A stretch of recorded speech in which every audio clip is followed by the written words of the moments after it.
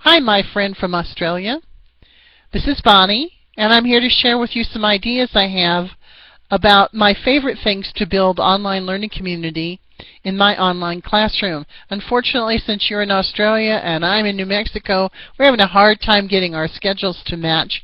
So I'm hoping that this video will help you with learning how to build online community in your online classroom.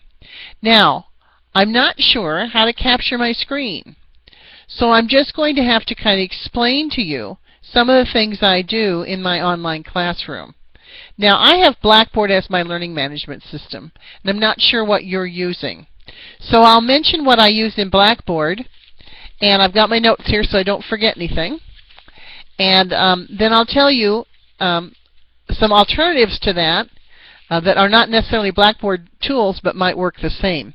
One of the things I particularly like to use in my online classroom to build community is Blackboard Collaborate. This is a tool that I can use to hold virtual office hours or to hold class meetings so that I can have synchronous meetings with students.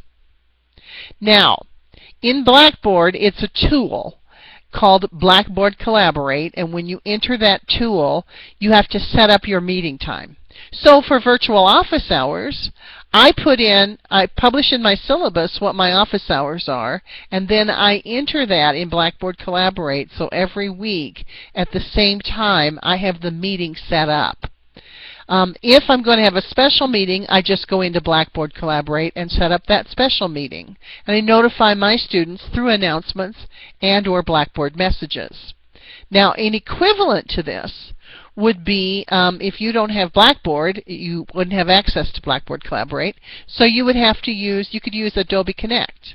We've used that in my graduate course, and it works just the same as Blackboard Collaborate, but it's external to the learning management system, so you should be able to access it at any time. I know that in my small group, we were able to get a 1-month free subscription. After that, I think there is a cost for Adobe Connect, but I'm not sure what it is, but you would be able to find out. I'm going to lean back a bit because I think I'm a little close to the camera. So let me go back and explain how this works in Blackboard, and it works very similarly in Adobe Connect. You set up the meeting. I usually open the meeting about 15 minutes ahead of time. My students can enter the meeting. If they're in Adobe Connect, they can, and it's not Blackboard, they can enter as a guest. If they're in Blackboard Collaborate, they're already enrolled in the class, so they have access to the meeting. They just click on a link and it's got to load. They have to do a setup wizard in either Blackboard Collaborate or in Adobe Connect to make sure their microphone and their audio works.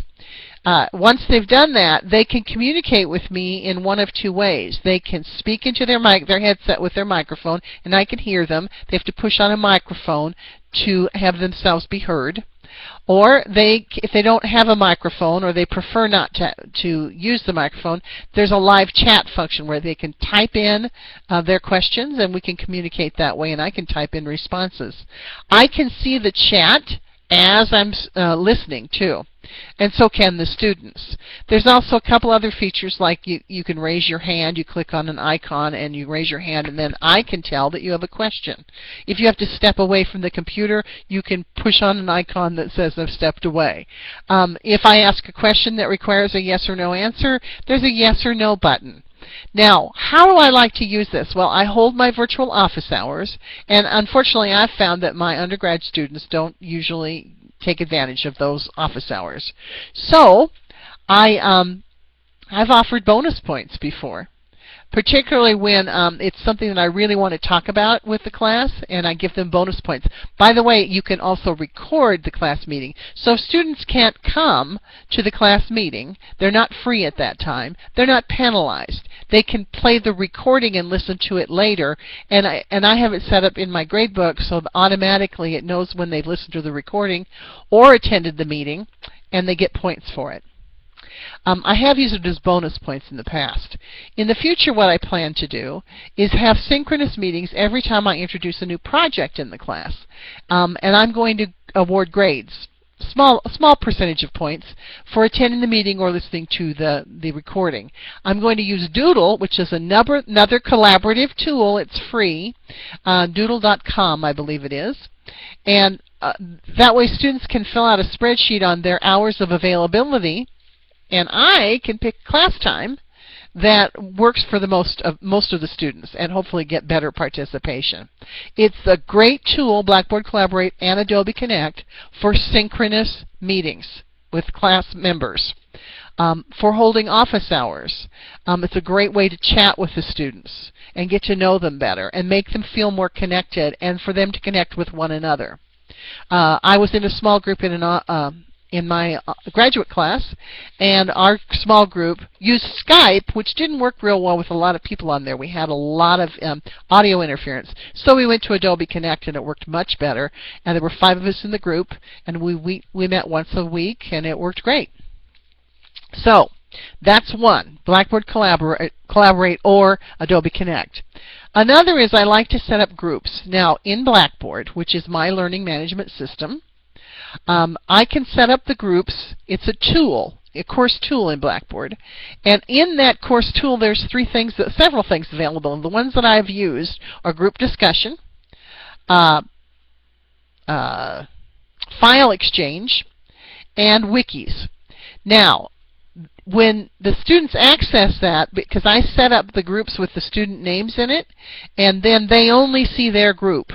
It's a link on the left of the screen that says groups. When they click on that, they only see their group. Within that group, they'll see file exchange, group discussion, and if I choose to use wiki, they'll see wikis. Wiki is a lot like a Google Doc. Now, it depends on what you're doing in your class, but I have used wikis to have students work together to create a document. And if you don't have Blackboard, you could use Google Docs, which is free. Students can post a document there. Everybody can make changes to it. It's helpful to have students choose a color, so when they contribute to a document, it's in their color, and you can tell who made the changes. With wikis, it records a history of who's made changes and when. And so a group can create a document together asynchronously, but see what changes have been made and who've made them. And it helps if they choose a color that is their own color, like I might be red and you might be purple, and so we can tell who made the changes. Now, the other tools, the file exchange and the group discussion, in my college success class, I've used the groups to help set up peer reviews of their final project. I have students pair up. They can choose their partner. If they don't care to choose their partner, I'll give them a partner. I set up the groups in groups of 2.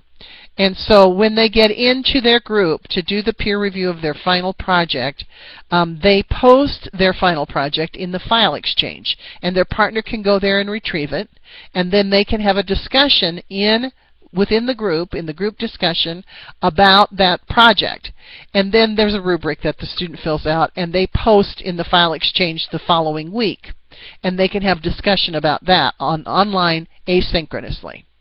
Another one, and I've used that also in the SUN course, which is the Skill Up Network. I've used the group discussion to help students, teachers, when they're working on learning objectives and course outcomes. I found many faculty don't know how to write them. And so I give them materials to read, and then I put them in small groups, and they post their learning objectives and their course outcomes, and they critique them and work together in small groups to perfect their learning outcomes. That's worked really, really well. Another thing I had them do in groups was write a netiquette statement, and they had to research netiquette statements and share those in small groups and then come up with a netiquette statement. And if you wanted them to come up with one netiquette statement for the group, you could use a wiki to do that. The other thing that I like, and this is a 4th thing actually, is Blackboard Instant Messaging. You have that if you have access to Blackboard. I have my students sign up for it. I give them bonus points for signing up for it. Then when they're online, I'm on Blackboard Instant Messaging. If they see me online, they can instant message me. Students love it. I love to use it, and I use it with my colleagues all the time too. If you have a quick question to someone, you don't have to call or send an email. You just IM them. So that works great as well. So that pretty much brings you up to date on the tools that I like to use. And If you don't have Blackboard, you could use Skype as an instant message tool. Skype would work much the same way. It's free. You sign up for it. You can see if someone's online. You can ask them a quick question. It's a great tool. So that's it. And I hope you have a great day. Talk to you later.